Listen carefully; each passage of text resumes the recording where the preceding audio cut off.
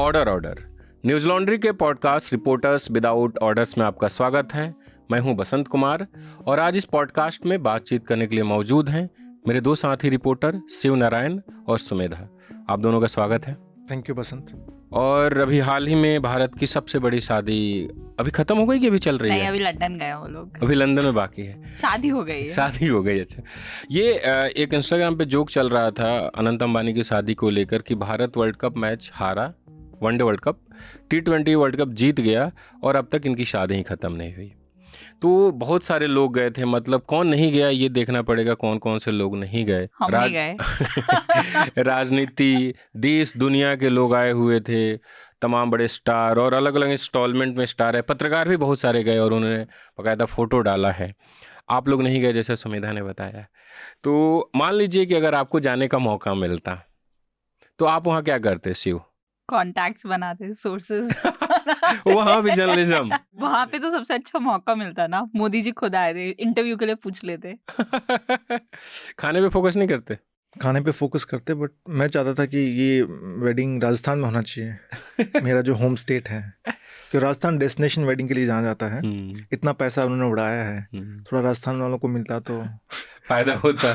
मैंने सुना है एक फ्लोर खाली खाने के लिए था वहाँ पे, उनके पूरे वेन्यू के अंदर। बनारस से लिट्टी वाले आए थे, बिहार से कुछ, बिहार के भी लोग गए थे। देश के अलग अलग हिस्सों से लोगों को बुलाया गया आप था। गए नहीं, लेकिन मेन्यू आपके पास है।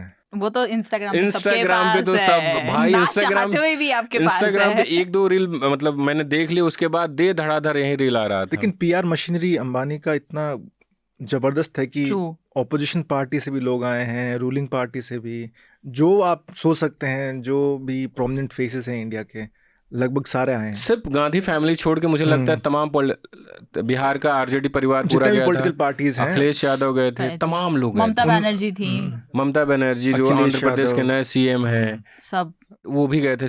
जो कर्नाटका के डिप्टी सीएम हैं, सब गए लगभग। अब इतना मीडिया में इसका कवरेज हुआ है। बट बसंत, एक चीज है जो मुझे, मतलब शायद हमारी उसके ऊपर एक बार पहले भी बात हो रही थी कि अभी ये कैसे पता चलेगा इसमें से कितना पेड न्यूज था और कितना पेड नहीं था। न्यूज 18 पे जो भी दिख रहा था वो सब पेड ही था। पर लोग देखना भी चाह रहे थे। इंस्टाग्राम पे आप देखिए उनके रील्स के कितने ज्यादा लोग देखे हैं। हाँ। ठीक है, हमें नहीं बुलाया गया, क्या फर्क पड़ता है। ठीक है, तो ये तो रही अनंत अंबानी की शादी की थोड़ी बहुत बातचीत। अब हम अपने पॉडकास्ट में जो शिव और सुमेधा से बात करेंगे। आप लोग हो सकता है इलेक्टोरल बॉन्ड भूल गए होंगे, क्योंकि न्यूज़ सर्कल ऐसा चल रहा है कि उसके बाद चुनाव हुआ, चुनाव में नतीजे आए, एनडीए की सरकार बनी, बीजेपी पूर्ण बहुमत नहीं ला पाई, विपक्ष इस पर काफ़ी अग्रेसिव है। लेकिन न्यूज़ लॉन्ड्री इलेक्टोरल बॉन्ड को याद रखा, क्योंकि ये कहा जा रहा है कि हमारे दौर का सबसे बड़ा करप्शन है।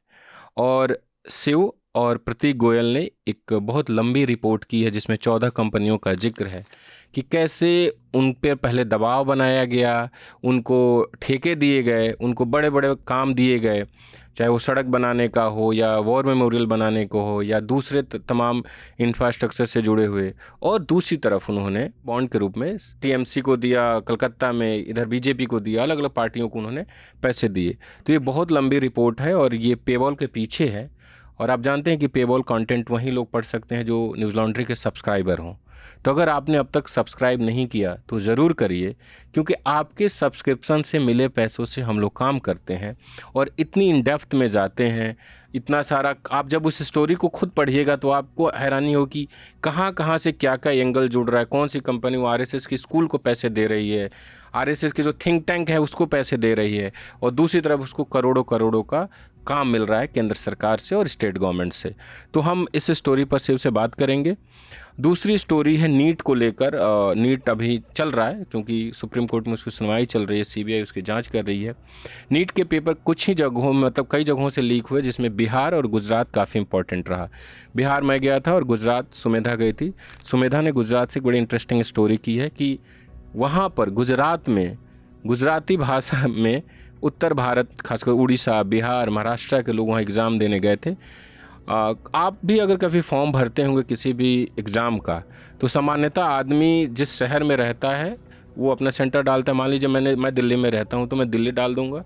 2-3 ऑप्शन होते हैं, तो फरीदाबाद डाल दूँगा, गुड़गांव डाल दूँगा या नोएडा डाल दूँगा, क्योंकि अगर दिल्ली मुझे नहीं मिला तो आसपास मिल जाए। लेकिन ये इंटेंशनली होता है कि आपको गुजरा, आपको पता है पहले से प्लानिंग है, और ये भी बताता है कि प्लानिंग बहुत पहले से चल रही थी कि पेपर लीक होगा, कथित तौर पे अभी कह सकते हैं क्योंकि सीबीआई जांच कर रही है। तो शुरुआत हम सुमेधा से करते हैं, क्योंकि गुजरात में और बिहार 2 स्टेट है जहां पेपर के आसपास ही एफआईआर दर्ज हुआ। बिहार में तो 5 मई को ही एफआईआर दर्ज हुआ जिस दिन पेपर था, गुजरात में 8 मई को हुआ। जो आपकी स्टोरी की फाइंडिंग है वो अगर हमें आप बताएं। जी, हम सबको ये लग रहा है कि गुजरात के अंदर पेपर लीक हुआ है गोधरा में। वो पेपर लीक नहीं है।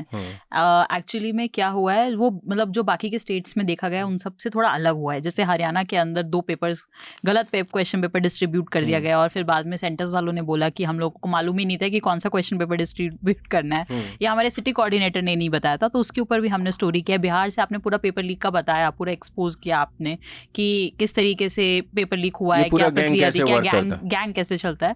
बट गुजरात में इस चीज़ के लिए थोड़ी एक अलग मॉडल था। वो ये था कि वो लोग क्या कर रहे थे कि उनको वो पेपर लीक नहीं करवा रहे थे। वो जितने भी कुछ 5 से 6 लोग जो अभी तक एक्यूज सामने आए हैं इसके अंदर, वो पूरा एक नेटवर्क काम कर रहा था। उसके अंदर जो सेंटर के जो सुप्रीडेंडेंट है वो भी थे, और जो वहाँ के जो डेप्यूटी सुप्रीडेंडेंट है वो भी एक्यूज किए गए हैं उसी सेंटर के, और साथ में उस सेंटर के मालिक को भी एक्यूज किया गया। उस सेंटर का नाम है जय जलराम स्कूल, और उनके जो मालिक है दीक्षित पटेल, उनको भी एक्यूज किया गया। और साथ में एक वडोदरा की बेस की कोई रॉय ओवरसीज कंपनी चलाते हैं जो कि एजुकेशन कंसल्टेंसी कंपनी है, उनको भी एक्यूज किया। और बीच में एक आनंद नाम के एक आदमी है जो कि एक मिडल मैन जिनको बोला गया है, वो भी है, वो बिहार से रहने वाले। हाँ, वो बिहार से जो आने वाले हैं। तो इन लोगों का ये पूरा जो नेटवर्क था, ये लोग क्या करते थे, जो बाकी के स्टेट्स के बच्चे थे जैसे कि उड़ीसा, उत्तर प्रदेश, ठीक है, महाराष्ट्र, और मतलब ऐसे 5 से 6 और स्टेट्स जिनका गुजरात से कोई लेना देना नहीं था, जिनको गुजराती नहीं आया जाता। ये सीबीआई के फाइंडिंग्स के अंदर है कि उनको सीबीआई ने जो अपने पेपर्स जो कोर्ट के अंदर डाले उसमें ये लिखा है कि नॉन गुजराती बच्चे जो थे। और इंटरनल जो सीबीआई के रिपोर्ट्स में ये तक आया है कि जिन्होंने शायद गुजरात में आज तक कभी कदम भी नहीं रखा था, और पहले उनका विजिट था, उन लोगों ने बोला कि उन लोगों ने गुजरात का ये गोधरा, जो कि एक ऐसा सिटी है, मतलब गोधरा के भी आउटस्कर्ट्स में पड़ता है ये सेंटर, जय जलराम स्कूल, जिसने मतलब Godhra is not like Ahmedabad या लाइक वडोदरा से भी 2 घंटा दूर है, तो वहाँ का सेंटर चुना। और वो गुजराती भी उन्होंने मीडियम भी चुना, और वहाँ पे आके इतने दूर से आके उन्होंने पेपर दिया। अब इसी स्कूल के 2 सेंटर्स थे, एक तो गोधरा में था और एक दूसरा सेंटर उसी के बाजू में एक और सिटी है, दूसरा आई थिंक खेड़ा डिस्ट्रिक्ट है, वो सिटी भी दूसरा है, गोधरा सिटी नहीं है। उसी स्कूल का वहाँ पे भी खेड़ा के अंदर भी एक सेंटर था उधर। तो दोनों जगह बच्चे आए। उस दिन क्या हुआ फिर, उस दिन सुबह ये एग्जाम स्टार्ट होना था कुछ 1:30 बजे के करीब, तो सुबह 10-11 बजे के करीब वहाँ के डिस्ट्रिक्ट मैजिस्ट्रेट को किसी का फोन आया कि ऐसा ऐसा सेंटर पे होने वाला है। वो लोग क्या करते थे कि उनको बच्चों को बोलते थे कि आप जितने भी क्वेश्चन आप सॉल्व कर सकते हैं आप कर दीजिए, आपके जाने के बाद हम बाकी के पेपर को सॉल्व कर देंगे। माने चीटिंग करा रहे थे बेसिकली, हाँ, एक तरीके से वही OMR भर देते थे। आप उनको बोलते थे आप बस अटेम्प्ट वो करना जिसमें आप 100% श्योर है कि यही आंसर होगा। तो 5 मई को एग्जाम था और 7 मई के अराउंड वोटिंग होना था लोकसभा इलेक्शंस का गुजरात का। तो फिर जैसे उनको फोन आया, वो बहुत बिजी थे इलेक्शंस के लिए, तो वो उन्होंने हमें बताया, तो उन्होंने अपने डिस्ट्रिक्ट एजुकेशन ऑफिसर को भेज दिया और साथ में ही डेप्यूटी को भी भेज दिया, SDM को भी। तो उन्होंने वहाँ जिस नाम से उनको तुषार भट्ट करके जो एक आदमी है जो कि सेंटर पे डेप्यूटी सुप्रीडेंडेंट था, उसके नाम से लीड आया था, और वो जैसे ही वहाँ पे गए वो मौजूद था। उसने सब बोल दिया कि हाँ ये हमने किया है, हमने ये दूसरे बच्चों को बुलाया है, ये दूसरे स्टेट्स के बच्चे हैं। और उसके जो फोन में जो लिस्ट था 14 बच्चों का लिस्ट भी मिल गया, जिन्होंने उन लोगों जिसका वो पूरा कोऑर्डिनेशन कर रहे थे। फिर उन्होंने और लोगों उनकी फिर वहाँ पे गाड़ी भी मिल गई, उसी गाड़ी में 7 लाख रुपए भी बरामद हो गए, क्योंकि 10 लाख रुपए लेते थे एक बच्चे से। बहुत कम रेट पूरा, हाँ। बिहार में 30 लाख है, 30 या 40 लाख, 30 वो इधर 10 लाख था। उन्होंने सब बयान कर दिया, उन्होंने सब कबूल कर लिया कि हाँ ये हुआ है। तो फिर 2 दिन बाद FIR हो गई, क्योंकि इलेक्शंस खत्म होने का वेट किया गया। 8 मई को करीब FIR हो गई, और उसके बाद पहले पुलिस से इन्वेस्टिगेशन किया और यही जानकारी CBI को इन्वेस्टिगेशन सौंप दी गई। सुमेधा की स्टोरी में एक इंटरेस्टिंग पार्ट आता है कि 2 जैसे सिटी कोऑर्डिनेटर होता है, मतलब मान लीजिए जैसे बिहार पटना में चुनाव हो रहा है तो पटना में ही वो पटना जिले का कोऑर्डिनेटर होगा, लेकिन जिस स्कूल में पेपर हुए उसका एक और स्कूल था, वो 2 अलग अलग जिलों में पड़ता है, एक खेड़ा में पड़ता है और एक गोधरा वाले में, लेकिन दोनों जिलों के कोऑर्डिनेटर एक ही थे। तो ये NTA के फेल्योर है बिल्कुल, क्योंकि एनटीए के खुद के रूल्स के हिसाब से, एनटीए के जो एसओपीज हैं to how to conduct NEET 2024, उसके खुद के मुताबिक हर सिटी का एक कोऑर्डिनेटर होगा और एक सिटी के अंदर 30 सेंटर तक हो सकते हैं, और अगर 30 से ज़्यादा सेंटर होंगे तो दूसरे कोऑर्डिनेटर होंगे। तो इसके अंदर क्या हुआ है कि जो 2 खेड़ा डिस्ट्रिक्ट अलग है, और गोदर डिस्ट्रिक्ट अलग है, डिस्ट्रिक्ट अलग है, सिटीज़ अलग है, और दोनों का सिटी कोऑर्डिनेटर एक क्यों है। तो ये एनटीए पे भी बहुत बड़ा सवाल है, और खाली यही सवाल नहीं है एनटीए पे, एक ये चीज़ भी है कि वहाँ के जो डिस्ट्रिक्ट मैजिस्ट्रेट थे, जब उनको ये सब पता चला, सब उन्होंने फाइंडिंग्स की, एफआईआर दर्ज करवा दी। 8 मई को उन्होंने बोला कि हमने सेम एफआईआर, पूरा का पूरा सेम कंप्लेंट रिपोर्ट एनटीए को भी भेजा, और उसके बाद उन्होंने हमें बताया कि एनटीए की तरफ से कभी कोई जवाब नहीं आया। और अभी जब एनटीए ने कोर्ट में भी एफिडेविट फाइल किया है सुप्रीम कोर्ट के अंदर, तो उसके अंदर भी ये पूरा कंप्लेंट है उनकी, जो डिस्ट्रिक्ट मैजिस्ट्रेट ने उनको भेजा, तो मैंने उस एफिडेविट में भी देखा ये कंप्लेंट। तो उसके बाद एनटीए का कोई रिप्लाई नहीं था। और हैरानी की बात यह है कि जब 8 मई को एफआईआर हो गया उस चीज मामले में, उसके 10 दिन बाद 18 मई को एनटीए ने वहाँ पे उसी सेंटर पे अपना CUET का एग्जाम भी करवाया। मतलब ये भी कहा जा सकता है कि वो सेंटर शायद पहले से डिसाइडेड था, इस वजह से CUET का एग्जाम करवाया। बट वहाँ उसी सेंटर पे डिस्ट्रिक्ट एडमिनिस्ट्रेशन का 12 बच्चों का रीटेस्ट भी था कि मतलब कंडक्ट करवाना था, लेकिन क्योंकि उस सेंटर पे इतना बड़ा घोटाला हुआ है उसकी वजह से डिस्ट्रिक्ट एडमिनिस्ट्रेशन ने वो एग्जाम कैंसिल करवा दिया, बट एनटीए ने ये एग्जाम करवाया। तो एक चीज़ हमें बताओ, क्या अपनी फाइंडिंग में ये भी आया कि ये जो लड़के थे, इनको ये लोग पहले से प्लान तरीके से बोल रहे थे ये सेंटर डालो, या इनका सेंटर पड़ गया तब इन्होंने कहा बच्चों को जुगाड़ के, इनको बच्चों को एकत्रित करने का सिस्टम क्या था? तो जो 6 लोग थे, उनमें से एक तो दीक्षित पटेल थे जो मालिक थे सेंटर के। ये सीबीआई के डॉक्यूमेंट्स के आधार के ऊपर ये जो भी हम बता रहे हैं, उसमें से बाकी के 5 लोग बचते हैं। तो जो 2 लोग थे जो सेंटर के अंदर सेंटर सुपरिटेंडेंट थे और डेप्यूटी थे, वो तो उनकी जिम्मेदारी थी कि वो पेपर भरवाएंगे, जो भी बच्चे क्वेश्चन पेपर आधा छोड़ेंगे उसको वो क्वेश्चन फिल करके देंगे। दूसरी चीज, जो बाकी के 3 लोग थे, जैसे एक रॉय ओवरसीज के मालिक जो कि एक वडोदरा बेस्ड कंपनी है, परशुराम राय, और एक है विभोर आनंद है। तो ये जो और लोग थे उनकी जिम्मेदारी थी कि बच्चों को एकत्रित करना और इन लोगों के अप्रोच करना, और फिर ये लोग मीटिंग करते थे। किसी होटल में भी मीटिंग किया एग्जाम से पहले, उसका भी सीसीटीवी सीबीआई ने बरामद किया है। और सबसे चीज, जो रॉय ओवरसीज कंपनी है, उसका काम ही ये है कि जो भी नीट का प्रिपरेशन कर रहे हैं उन बच्चों को अब्रॉड कहीं एडमिशन दिलवाना। तो कोई हैरानी की बात नहीं है कि अगर उनके बच्चों के अंदर नेटवर्क होगा। और विभोर आनंद जो है, उनकी वाइफ, हम उनका नाम नहीं लेंगे उनकी वाइफ का, क्योंकि कहीं भी नाम नहीं लिया गया है। तो उनकी जो वाइफ है वो खुद 12th की साइंस की टीचर है। अच्छा। और जब डिस्ट्रिक्ट कोर्ट के अंदर, वहाँ के पंचमहल डिस्ट्रिक्ट कोर्ट के अंदर, जब इन लोगों का पुलिस ने कस्टडी सीख करने के लिए इन लोगों का एप्लीकेशन लगाई, तो जब जज ने इन लोगों का कस्टडी दिया, तो जब पुलिस के जब फाइंडिंग्स देखे जज ने भी, डिस्ट्रिक्ट कोर्ट के, उन्होंने भी ये बात बोली कि ऐसा लगता है कि ये पूरे इंडिया में नेटवर्क चल रहा है एक तरीके से। अभी इसका बहुत लिखा है ना, टिप ऑफ द आइसबर्ग सामने आया है। तो वो बोल रहे कोई हैरानी की बात नहीं होगी। और सबसे चीज़ ये है कि इस सेंटर पे अभी तो हमें पता ही नहीं है कि और भी क्या चीज़ें हुई होंगी। इस सेंटर पे कुछ 100 एग्जाम्स का सेंटर रह चुका है, लाइक यूपीएससी, जीपीएससी, इतने इंपॉर्टेंट एग्जाम्स का भी, जो कि सेंटर के मालिक दीक्षित पटेल ने ही अपनी एप्लीकेशन के अंदर ये लोग लिखने वाले हैं। तो अब पता नहीं बाकी सब एग्जाम्स में क्या हुआ होगा। गुजरात में हम देखते हैं कि बाहर से बच्चे गए थे, वैसे बिहार में भी हुआ। अच्छा। जो बच्चे अरेस्ट हुए उसमें से 1-2 रांची से आए थे। हालांकि जो मेन पहले दिन जिस व्यक्ति को अरेस्ट किया था पटना पुलिस ने, वो 2012 में, 12 से पहले वहाँ ठेकेदार का काम करते थे रांची में रह के, तो उनका संबंध था, जो पुलिस की फाइंडिंग है। तो वो जो 30 बच्चे आए थे, नॉन गुजराती थे, गुजरात से बाहर आए थे और गुजरात सेंटर में उन्होंने एग्जाम लिया है। वो 30 बच्चे क्या टॉपर्स थे नीट में? ये भी एक पॉइंट है, मतलब सोचने का, कि उनके कितने मार्क्स आए, तो हम लोगों को नहीं मालूम। और ये हैरानी की बात ये है कि जब पुलिस ने ये इन्वेस्टिगेशन कर रही थी इस मामले में, तो पुलिस ने उन बच्चों को OMR शीट NTA में मांगा। उन्होंने बोला कि हमें इन बच्चों को OMR शीट दे दीजिए, और ताकि हम जांच को पूरा कर सके कि इनके मार्क्स कितने आए बाद में। उस दिन तो मामला पूरा रोक लिया गया था, क्योंकि डिस्ट्रिक्ट एजुकेशन ऑफिसर वगैरह पहुंच गए थे। बट फिर भी NTA ने बोला, फिर भी गुजरात पुलिस ने बोला कि हमें जांच के लिए, तो NTA ने पुलिस को डॉक्यूमेंट OMR शीट्स ही नहीं दिए। और ये लोग अपना पेपर दे पाए थे कि नहीं? ये लोग पेपर दे पाए थे बच्चे, बिल्कुल। लेकिन NTA ने एक लिस्ट जारी किया था, मेरिट लिस्ट था, उसमें टॉप 100 थे, उसमें नाम नहीं था, उसमें नाम नहीं था। ओके। किसी का भी बाद में जो एफिडेविट दिया उसमें भी तो स्टेट वाइड टॉपर्स बताए हैं। हाँ, उसके अंदर 2 टॉपर थे अहमदाबाद से, और वो भी एक ही सेंटर के हैं। अहमदाबाद में, वो है सेंटर, बिल्कुल राइट ऑपोजिट इसरो स्कूल है एक, कोई श्री कृष्णा समथिंग करके है, कल्चरल मिशन करके, उधर से ही वो 2 टॉपर्स हैं। तो ये सुमेधा की स्टोरी है, काफ़ी इन डेप्थ है और काफ़ी पुलिस और सीबीआई की जो फाइंडिंग है उसके बेस पे है, तो आप इसको पढ़िए। ये पेबल स्टोरी है जी। और इसको सब्सक्राइबर ही पढ़ सकते हैं, तो फिर से रिपीट कर दे रहा हूँ, सब्सक्राइब करिए।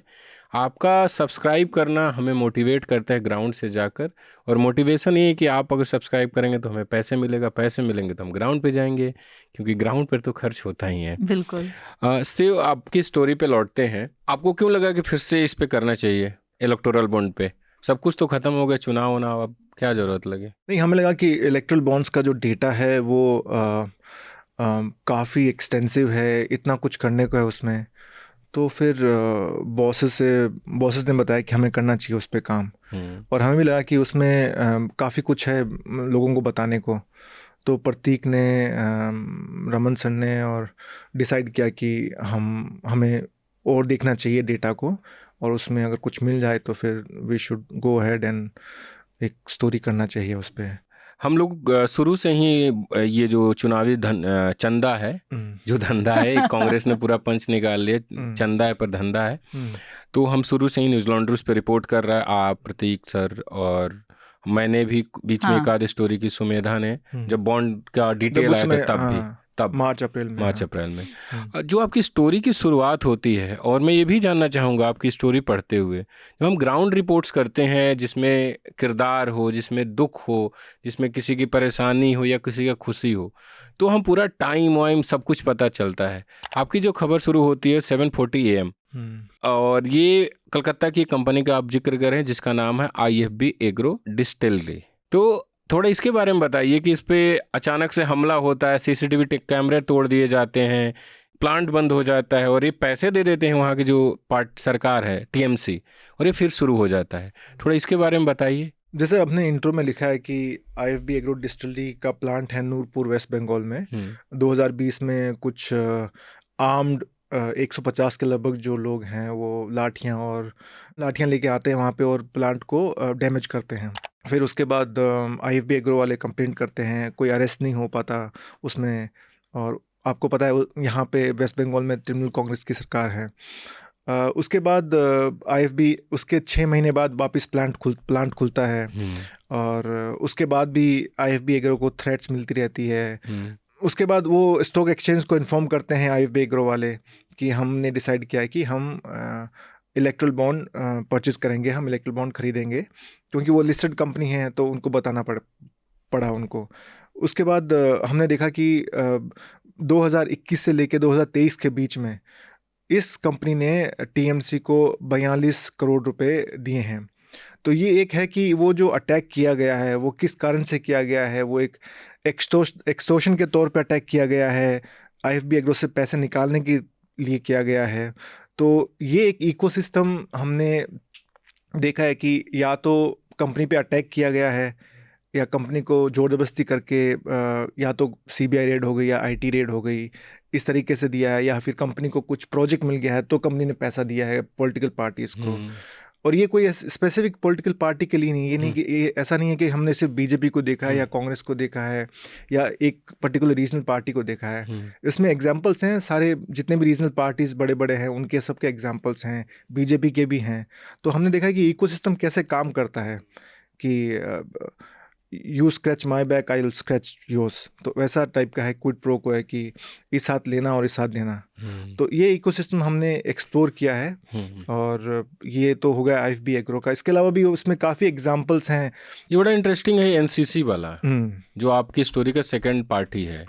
कैसे वो उसके अच्छे दिन का मतलब क्या है इसमें आपने जो लिखा हुआ है? हैदराबाद में नागार्जुन कंस्ट्रक्शन कंपनी है, बहुत बड़ी कंपनी है। उसमें 2014 में जब नरेंद्र मोदी प्रधानमंत्री बन के आए पहली बार, तो इनके जो वाइस प्रेसिडेंट हैं, एग्जीक्यूटिव वाइस प्रेसिडेंट YD मूर्ति, इन्होंने उस समय कहा कि हमारी कंपनी के भी अच्छे दिन आएंगे और इंडस्ट्री के भी अच्छे दिन आएंगे। तो अच्छे दिन का उनका मतलब होगा कि या तो हमें कॉन्टैक्ट्स मिलेंगे बहुत सारे इस सरकार से कि हम हो सकता है सरकार के काफ़ी करीब हैं, ये हो सकता है कि इंडस्ट्री को बहुत बड़ा हो सकता है कि फ़ायदा हो मोदी सरकार के आने से। तो उनका मतलब ये था कि पीछे जो इंफ्रास्ट्रक्चर हो सकता है कि इतना फोकस नहीं गया हो पीछे की यूपीए सरकार में। तो ये अपने खुद के लिए इंडिविजुअल भी हो सकता है और इंडस्ट्री एज ए लार्ज मतलब एज ए होल भी हो सकता है। पर इनका हुआ, हाँ इनका हुआ, इनको काफ़ी प्रोजेक्ट मिले, जैसे एम्स के जितने भी प्रोजेक्ट, काफ़ी बड़ी एम्स की नए जो एम्स आ रहे थे उनकी बिल्डिंग्स में उनके कॉन्टेक्ट्स मिल रहे थे। मेट्रो रेल कंस्ट्रक्शन के प्रोजेक्ट्स मिल रहे थे इनको। लेकिन जहाँ पे वो बेस्ड हैं, जब वाईएसआरसीपी पावर में आया 2019 में, तो उस समय से पहले टीडीपी सरकार थी, तो उसने काफ़ी प्रोजेक्ट्स दिए थे और लगभग 6,000 करोड़ के प्रोजेक्ट थे। जब जगनमोहन रेड्डी सरकार में आए तो उस समय उन्होंने सारे के सारे प्रोजेक्ट कैंसिल कर दिए। तो ये भी होता है कि कंपनीज के लिए कि अगर नई सरकार आ गई है तो नई सरकार हो सकता है कि जो प्रोजेक्ट पिछली वाली सरकार ने दिया उसको कैंसिल करे, क्योंकि हो सकता है उनको पैसा नहीं मिला हो। तो ये भी एक आर्म ट्विस्टिंग टैक्टिक्स हो सकता है पॉलिटिकल पार्टीज के जरिए भी, सरकार के जरिए भी, कि आपने हमें पैसा नहीं दिया जब हम ऑपोजिशन में थे, अब हम पावर में आए तो आपने पैसा नहीं दिया, तो ये हमारा एक चांस है, पे बैक टाइम है कि आप अब से हम बदला लेंगे और आपके जितने भी कॉन्टेक्स्ट थे वो कैंसिल करेंगे। तो पॉलिटिकल पार्टीज भी कर रही है, कंपनीज भी कर रही हैं कि अगर उनको प्रोजेक्ट चाहिए, बिडिंग हो रही है, तो बिडिंग को कैसे आप सरकमवेंट करें, कैसे का जो नियमों को तोड़ें आप, और उसके हिसाब से आपको कॉन्टेक्ट मिल जाए। तो आपको कॉन्टेक्ट मिल रहा है तो उसमें हो सकता है पार्टीज भी ये कट ले कि हाँ अगर 100 करोड़ का प्रोजेक्ट है तो 5 करोड़ 10 करोड़ जो भी है। इनका आरएसएस से काफ़ी ताल्लुक है। आपने बताया है कि आरएसएस के जो थिंक टैंक्स हैं उनको भी पैसा दे रहे थे, उनके जो स्कूल है उनको भी पैसे दे रहे थे। इनका आरएसएस से क्या संबंध है? एनसीसी सपोर्ट जो कंस्ट्रक्शन कंपनी है, ये सपोर्ट करती रही आरएसएस आउटफिट को। जैसे कि 2019 में दीनदयाल रिसर्च इंस्टीट्यूट है, जो नानाजी देशमुख जो हैं लॉन्ग टाइम आरएसएस वर्कर और सोशल रिफॉर्मर, उन्होंने सेटअप किया था दीनदयाल रिसर्च इंस्टीट्यूट। तो उस समय इनको एनसीसी ने 1 करोड़ रुपए दिए थे और वो फंक्शन उसमें हैदराबाद में था और उसके chief guest RSS chief Mohan Bhagwat थे। और 2022 में भी एनसीसी ने लगभग 13 लाख रुपए 60 संघ परिवार जो रन करती है एकलव्य विद्यालय तेलंगाना और आंध्र में, उनको पैसा दिया है। तो इससे पता लगता है कि ये आरएसएस के काफ़ी क्लोज हैं और हो सकता है प्रोजेक्ट्स लेने में सरकार जो सेंट्रल गवर्नमेंट के प्रोजेक्ट्स हैं उनको लेने में आरएसएस का भी हाथ हो, उनका कितने करीब हैं। तो ये हमने दिखाया कि आरएसएस के साथ एनसीसी का क्या लिंक है। Truly a murky world of political funding. नहीं, काफ़ी इंटरेस्टिंग है। जब मैं पढ़ रहा था तो इसमें आप लोगों ने इतना डिटेल में आप लोग गए हैं। एनसीसी के साथ जो एक दूसरी कंपनी है जिस पे बीएमसी में रोड कंस्ट्रक्शन को लेकर एफआईआर होता है 2016 में 7 साल के लिए उसको ब्लैकलिस्ट किया जाता है, फिर उसका कम कर दिया जाता है 3 साल, फिर उसको कारोबार मिल जाता है। मुंबई में ही ना एक रोड का कंस्ट्रक्शन का काम मिलता है, उसको काम मिलता है मुंबई कोस्टल रोड का, जो कि लगभग 4.5 करोड़ का प्रोजेक्ट था। तो पहले 2016 में ऐसा हुआ था कि बीएमसी ने एक एफआईआर रजिस्टर करवाई थी जय कुमार इंफ्रा के खिलाफ, जो कि एनसीसी के साथ इनका जॉइंट वेंचर था, जय कुमार इंफ्रा और एनसीसी का। इसमें जय कुमार इंफ्रा को ब्लैकलिस्ट किया था कि उनका एक घपला था 1500 करोड़ रुपए का रोड रिपेयर से। तो बीएमसी ने एफआईआर रजिस्टर करवाया और ब्लैकलिस्ट कर दिया इस कंपनी को 7 साल के लिए। लेकिन 2019 में कुछ चीज़ें चेंज होती है।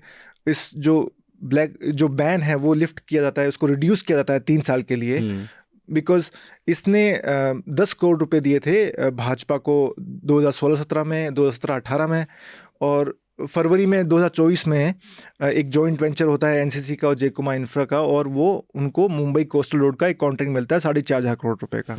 तो ये है कि बीएमसी ने क्यों इस जो बैन है, जो ब्लैकलिस्ट किया था 7 साल के लिए, उसको 3 साल तक क्यों किया।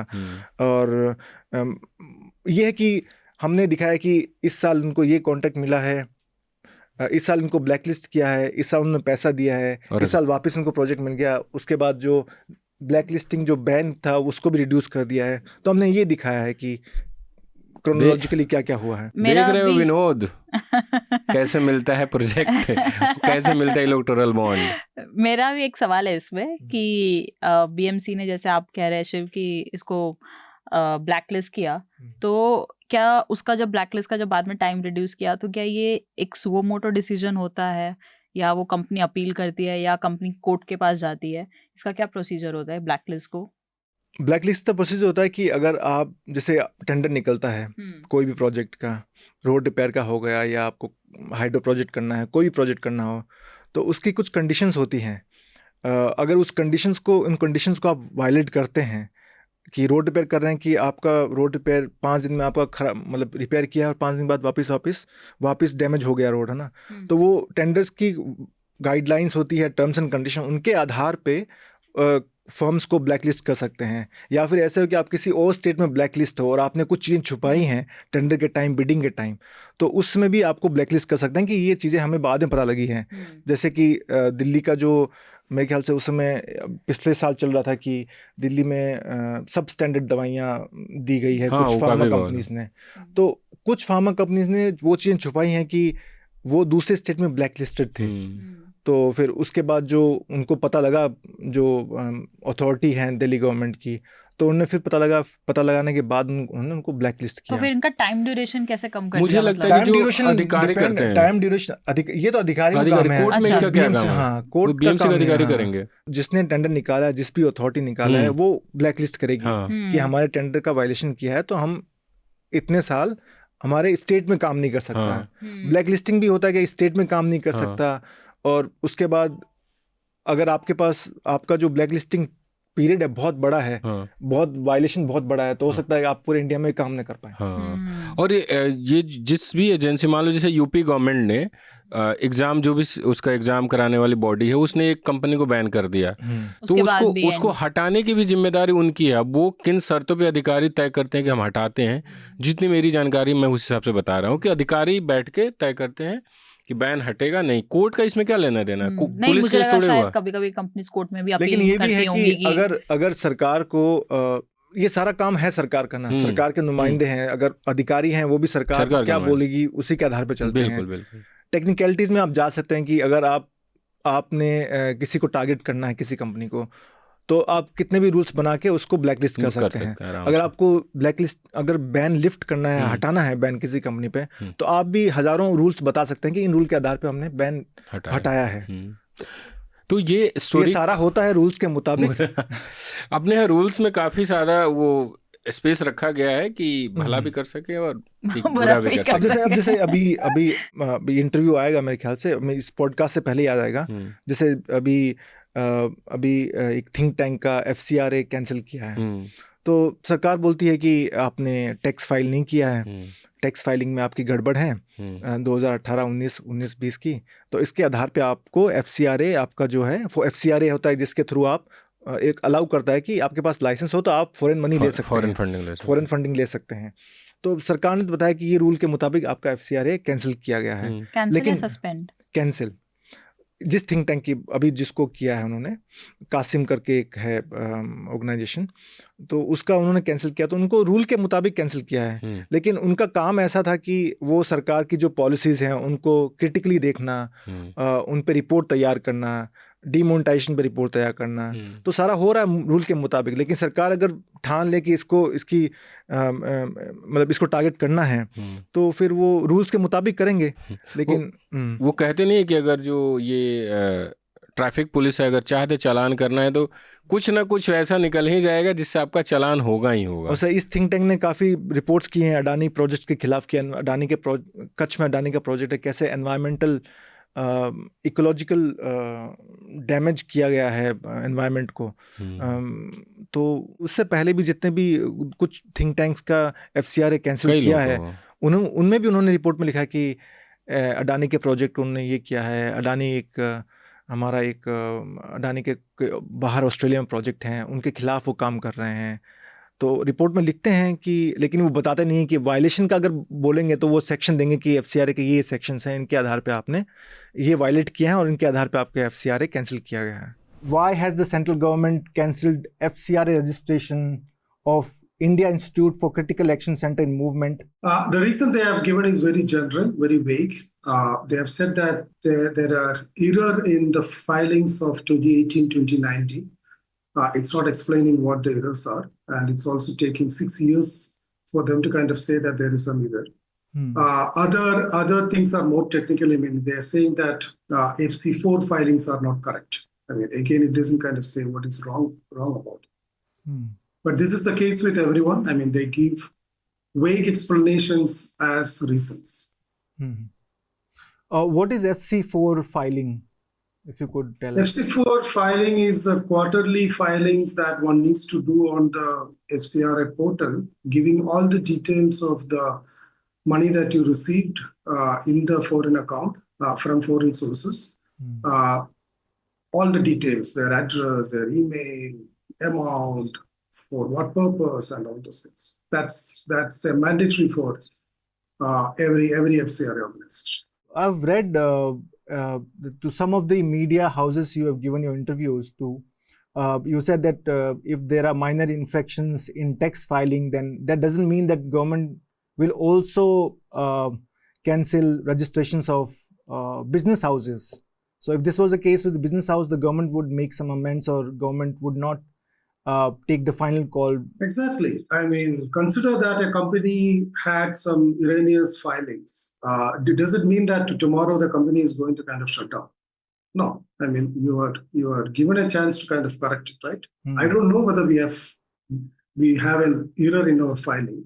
If there is an error, then every organization should be told about it, and they should give an opportunity to kind of do that. We certainly believe that it's nothing to do with the technicalities.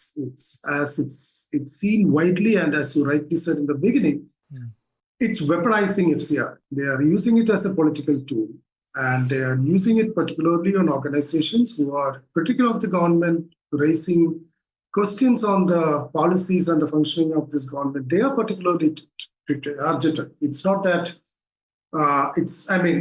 you can always kind of hide behind technicalities, but finally this is a political action that the government is taking.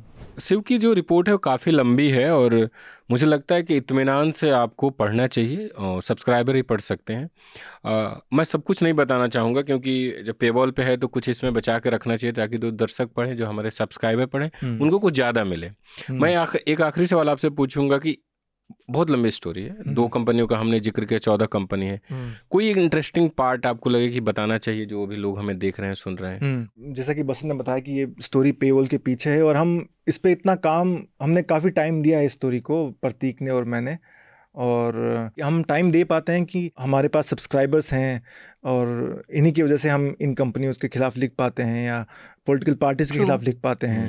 तो big thank you to subscribers, हमारे जो subscriber हैं, और ऐसे ही support करते रहिए। और अगर आप सब्सक्राइबर नहीं हैं तो आप सब्सक्राइब कीजिए न्यूज़ लॉन्ड्री को, और ये एक्सटेंसिव डीप डाइव रिपोर्ट है, उसको पढ़िए। 1-2 एग्जांपल मैं बताना चाहूँगा। एक, मैं कंपनी का नाम नहीं बताऊँगा, मैं सारा नहीं बताऊँगा इस पॉडकास्ट में। एक कंपनी है गुड़गांव बेस्ड कंपनी है। उसके खिलाफ किसी विसल ब्लोअर ने कंप्लेन किया कि ये कंपनी फाइनेंशियल इरेगुलरिटीज़ कर रही है। उसने कंप्लेंट भेजा जितने भी गवर्नमेंट के विंग्स हैं, मिनिस्ट्री ऑफ कॉर्पोरेट अफेयर्स हो गया, या इंटेलिजेंस यूनिट हो गई, या ईडी हो गया, सबको उन्होंने एक लेटर भेजा कि ये फाइनेंशियल इरेगुलरिटीज़ कर रही है। 4 दिन के बाद उसी कंपनी ने बीजेपी को 20 करोड़ रुपए दिए, 4 दिन के बाद। उसके बाद जिस विसल ब्लोअर ने रेज किया ये क्वेश्चन, उसको अरेस्ट किया, उसको पीटा गया पुलिस कस्टडी में। एक ये एग्जाम्पल है।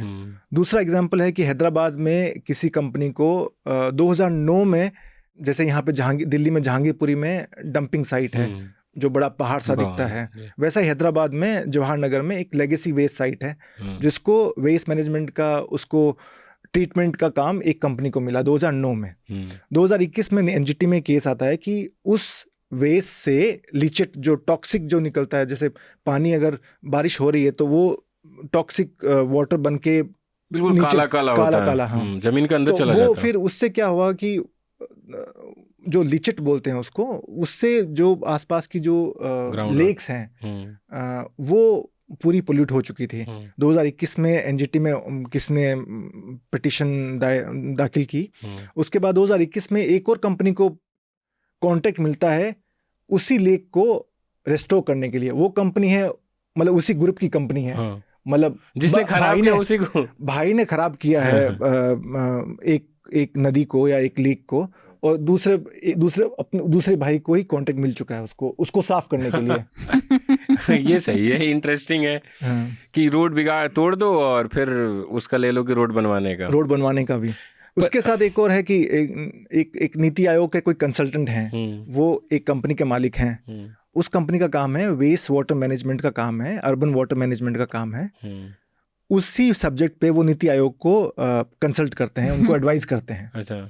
नीति आयोग जो थिंक टैंक है गवर्नमेंट का, और उनको कम से कम 60% जो उनका रेवेन्यू है वो आता है जल शक्ति मिनिस्ट्री के जो प्रोजेक्ट हैं, वाटर प्रोजेक्ट्स हैं जी। तो वो एक हो सकता है कि आप नीति आयोग सरकार को भी एडवाइस कर रहे हैं कि क्या करना चाहिए आपको, आपकी कंपनी है वो भी वही काम कर रही है, 60% आपका काम है वो सरकार से आ रहा है और आप पैसे भी दे रहे हैं जो रूलिंग, और उन्होंने पैसा दिया है बीजेपी को 7 करोड़। और जो हैदराबाद का जो कॉन्टेक्स्ट थे वेस्ट मैनेजमेंट के सब, वो Hyderabad greater Hyderabad municipal corporation करती है।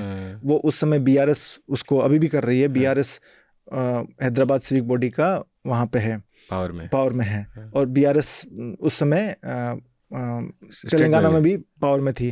तो ये जब हो रहा था कॉन्ट्रैक्ट लेना देना, तब उस समय उन्होंने बीआरएस को 50 करोड़ रुपए दिए थे। जी।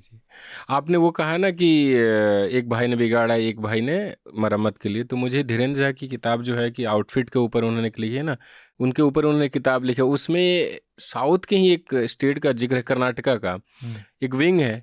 वो क्या करते हैं, वो जाएंगे मॉल में और खासकर मुस्लिम कम्युनिटी के जो दुकानदार हैं उनकी दुकानों तोड़ देंगे, और वो जो व्यक्ति है जिनके ही बंदे जाके तोड़ रहे हैं वो बोलेगा हम तुम्हें गार्ड देंगे, और जो उनके गैंग ग्रुप के ही बच्चे हैं उनको वहाँ गार्ड की नौकरी दिला देते हैं।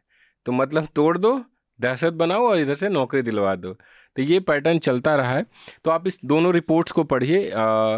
अभी सुमेधा की स्टोरी अभी हिंदी में भी उपलब्ध है, newslaundry.com का हिंदी वेबसाइट पे, और इंग्लिश में भी है।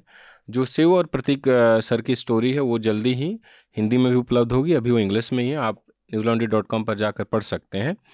और हम अपने पॉडकास्ट के आखिरी चरण में हैं, जहां हम जो हमारे मेहमान होते हैं उनसे रिकमेंडेशन पूछते हैं। मेहमान सुन के कैसा लगा? रोज मिलते हैं, ऐसे मेहमान हैं हमारे, रोज मिलते हैं। तो ये बताइए आपका रिकमेंडेशन क्या है जो आप चाहेंगे हमारे दर्शक या जो भी लोग हमें देख पढ़ रहे हैं वो सुने, पढ़ें या देखें?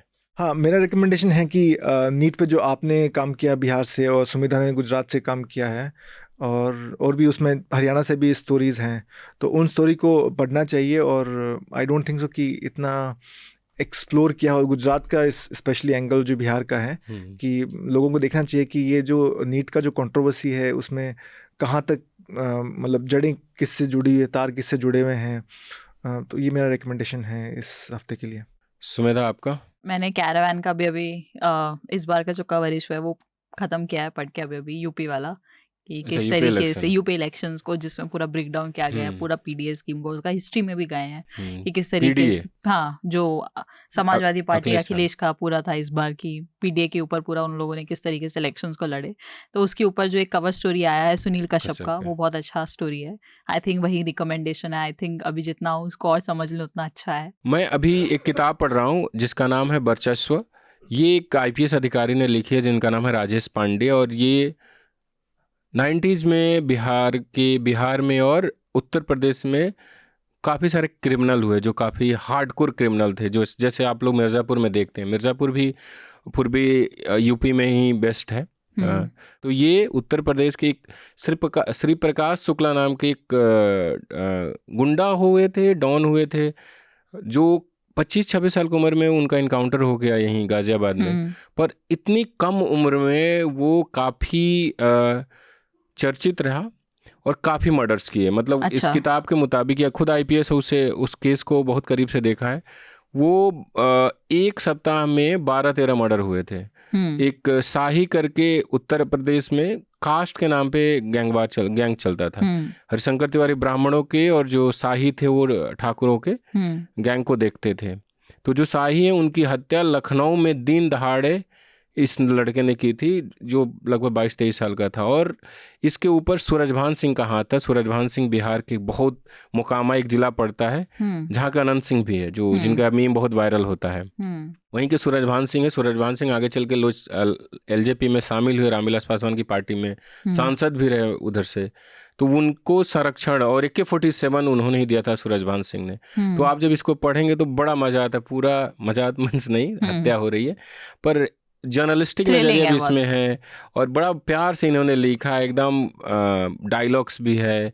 कैसे श्री प्रकाश शुक्ला का एक छोटा सा इवेंट मैं बता देता हूँ कि वो सूरजभान सिंह के बेहद करीब हो चुके थे, उनके इशारों पे हत्याएं कर रहे थे। AK-47 सूरजभान इनको दे रहे थे। एक बार क्या हुआ, 3 नए लड़के आए सूरजभान के पास, जो इसी के जरिए गए थे गोरखपुर से। उन्होंने पटना गांधी मैदान के पास एक मर्डर किया, बड़े साफगोई से मर्डर करके। वो सूरजभान के कहने पे वो चला गया मोकामा, तीनों चले गए मर्डर करके। तो सूरजभान ने उनकी तारीफ की और बगल में श्री प्रकाश शुक्ला बैठा हुआ था। श्री प्रकाश ने अपने दोस्त से कहा कि यार ये अगर आगे बढ़ते हैं तो हमारी कोई पूछ नहीं होगी। तो वो तीनों रात को छत पे सोए और गंगा, मोकामा में गंगा बहती है, तो गंगा के आसपास पूरा शांत इलाके में इनको घर दिया था रहने के लिए सूरजभान ने। तो वो तीनों छत पे सो गए अपना बंदूक लेके। श्री प्रकाश शुक्ला और उसका दोस्त नीचे सो गया। रात को उठे, उसी रात को, और गए, तीनों को मार दिया, उठा के गंगा में फेंक दिया। तो ये इस लेवल का ये लोग, इन लोगों का पूरा 25-26 साल का एक नौजवान ये सब कर रहा था। तो ये किताब आप पढ़ सकते हैं, मज़ा आएगा पढ़ते हुए, और राजकमल पब्लिकेशन से आई है। तो ये मेरा रिकमेंडेशन है। और आप लोगों को कुछ कहना है? नहीं, अभी रिपोर्टर्स कलेक्टिव एक सीरीज चला रहा है कि कैसे मोदी सरकार ने जो प्रॉमिसेस किए थे पार्लियामेंट में, प्राइम मिनिस्टर नरेंद्र मोदी ने जो प्रॉमिसेस किए हैं, वो कैसे उन्होंने क्या क्या उन्होंने काम किया है उन प्रॉमिसेस को किल करने के लिए। तो वो एक सीरीज चल रही है, पार्लियामेंट डिफाइड। आई थिंक वो पढ़ना चाहिए हमें। रिपोर्टर कलेक्टिव्स के वैसे भी तमाम स्टोरी इन्वेस्टिगेटिव होती है, और आप उनको ज़रूर फॉलो करिए, पढ़िए। काफ़ी सही काम है, काफ़ी शानदार डॉक्यूमेंट निकाल कर वो लोग काम कर रहे हैं। और मुझे बस आप लोगों से यही कहना है कि न्यूज़ लॉन्ड्री को अपना प्यार समर्थन बनाए रखिए, सब्सक्राइब ज़रूर कीजिए। खुद कर चुके हैं तो दोस्तों को बोलिए। बहुत बहुत कम पैसा खर्च होता है 1 महीने के सब्सक्रिप्शन में, आप करिए। हमारी खबरों को शेयर करिए, और साथ ही ये पॉडकास्ट आपको कैसा लगा हमें बताइए। हम तीनों अलग अलग सोशल मीडिया प्लेटफॉर्म पे हैं, आप वहाँ भी बता सकते हैं। दूसरी तरफ मेरा ईमेल आईडी है basant@newslaundry.com। आप मुझे भी मेल कर सकते हैं, क्या मैं सुधार कर सकता हूँ पॉडकास्ट में और क्या बेहतर लगा, दोनों बताएंगे। सुमेधा को आप ईमेल कर सकते हैं sumedha@newslaundry.com पर। शिव का भी ऐसा ही है, shiv@newslaundry.com। तो आप लोग मेल करिए, हमें बताइए क्या अच्छा लगा, क्या बुरा लगा। हमारी बातें दूसरों तक पहुंचाइए, हमारी खबरों को शेयर करिए। धन्यवाद। Journalism at News Laundry is powered by the public, because when the public pays, the public is served. Visit newslaundry.com/subscription and pick a payment plan of your choice. Pay to keep news free and independent. Your future, and indeed the future of democracy, depends on it.